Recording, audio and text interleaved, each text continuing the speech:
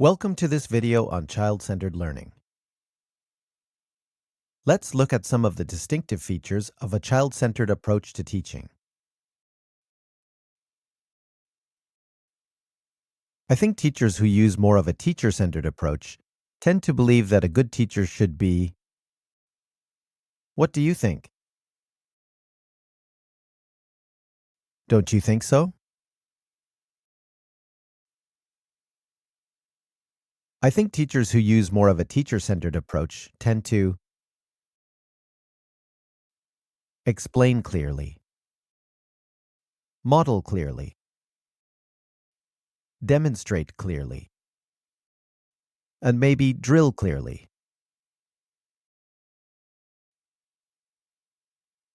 I think teachers who use more of a child-centered approach tend to believe that a good teacher should start with...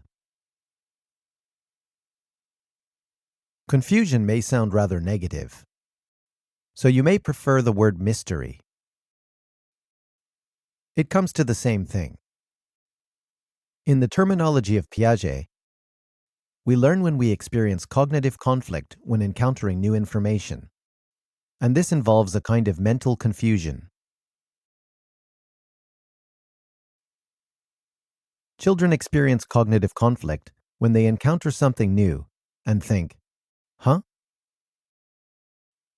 So, huh is a beautiful sound.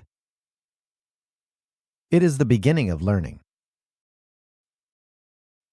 If the children are emotionally involved in an activity, and especially if they are having fun, they want to escape from this state of confusion and either assimilate the new knowledge into their mental framework of how they think English works, or expand their mental framework to accommodate the new knowledge. This is where learning happens. In this child-centered approach, there is a time to be clear, but it is not at the beginning, and it is not the teacher who needs to be clear. It is the children who gradually become clearer in their own minds, after thinking things through. I think teachers who use more of a child-centered approach tend to create puzzles, create mystery, cause confusion, build up anticipation, give the children a sense of accomplishment. One of the wonderful side benefits of continually presenting new language targets through creating mystery and causing confusion is that it gradually builds up the children's ability to handle uncertainty and confusion. In other words, it strengthens their tolerance of ambiguity. As I mentioned in the Psychology in the Classroom videos, this is especially important in the English class, because for many of the children, the English class is their point of contact with an international world that is full of different races, different cultures, different religions, and different customs. It's a confusing and messy world, and it is important that the children learn to deal with this messiness with tolerance and positivity. The teacher-centered approach, with its emphasis on clarity, and often on clear-cut, black and white, right or wrong ways of doing things, it is not developing an international mindset. Personal involvement.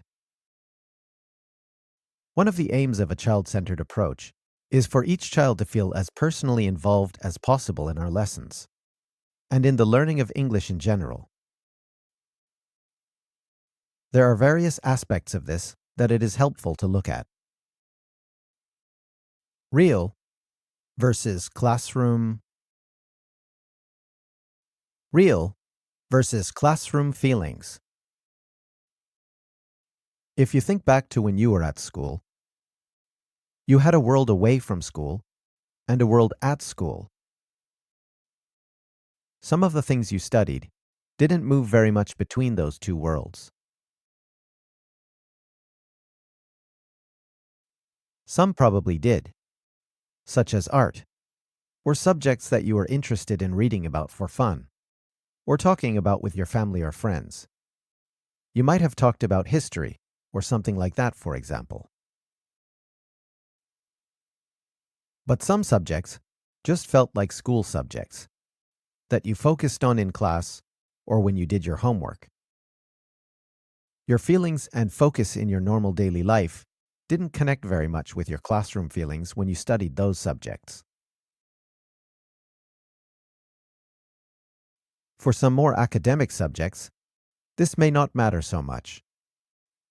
But when learning a living spoken language, such as English, it is very important that children don't just compartmentalize it as a school subject. If we want the children to speak English, and sense English, and use English more spontaneously, they need to have the same kind of feelings in the classroom that they have outside the classroom. Fortunately, with children, this is not very difficult to achieve. There is one kind of activity that is at the core of a child's world outside the classroom, that we can also make the core of the classroom experience. Can you guess what it is? It begins with P. Yes, play. I think the most effective way to bridge the gap between the child's feelings outside the classroom and the child's feelings inside the classroom is to make our lessons game-based. I'm not arguing for playing games for their own sake. I'm not arguing for using time badly. I'm actually arguing for a way of teaching that uses time much more effectively than traditional teacher-centered methods do. But I will look at the practicalities of how to achieve this in more detail in other videos. The important point here is that if our lessons are game-based, the children are more likely to have the same kinds of genuine feelings in the classroom that they have outside the classroom.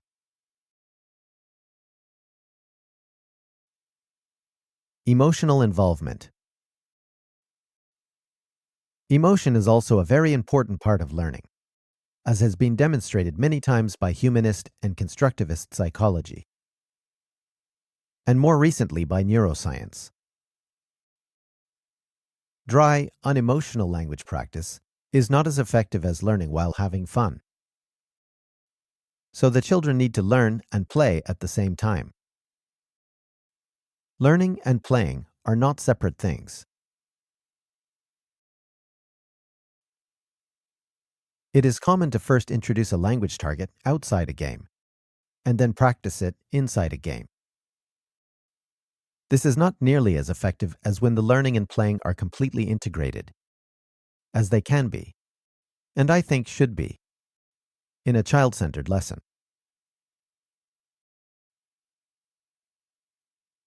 Personalization. Another way of connecting the classroom world with the children's world outside the classroom, and at the same time learning more deeply, is through personalization. This means using patterns and sentences that connect with the children's worlds. Not using sentences like, John and Mary played tennis. Who is John? Who is Mary? Why are they playing tennis? It doesn't connect with the children's worlds.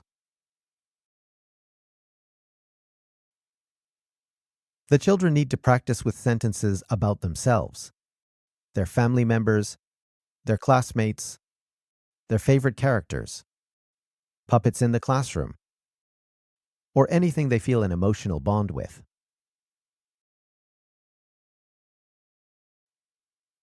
Ownership and autonomy. Child-centered approaches strengthen ownership and autonomy. If children feel they have ownership of the English language they have learned, they are more likely to use it naturally and spontaneously, and more likely to regard it as a personal interest, not just a school subject. And if they are more autonomous when learning English, they are more likely to learn English by themselves outside the class. and more likely to be able to use English by themselves when speaking to someone from another country, when there is no teacher to help them. A teacher-centered approach, by its very nature, often weakens ownership and autonomy. When a teacher teaches, when a teacher explains clearly, demonstrates clearly, models clearly, or drills clearly, the children are receivers of information. They are being treated as blank slates. They are followers.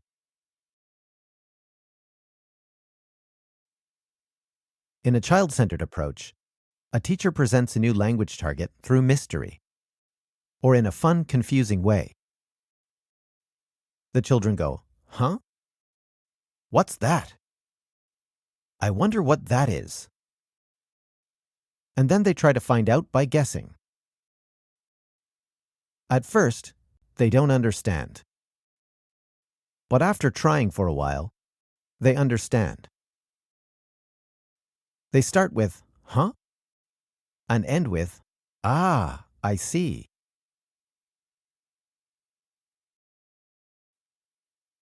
When they have that eureka moment, that sense of accomplishment, when they feel, "At first I didn't understand, but I tried, and now I do understand," those children have a greater sense of ownership for what they have learned. They also feel that they did it.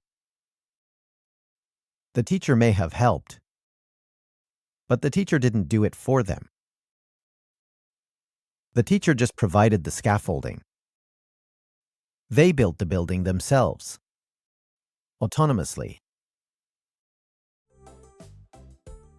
A child-centered approach achieves wider and deeper goals that a teacher-centered approach cannot really even conceive of doing. Thank you very much for watching.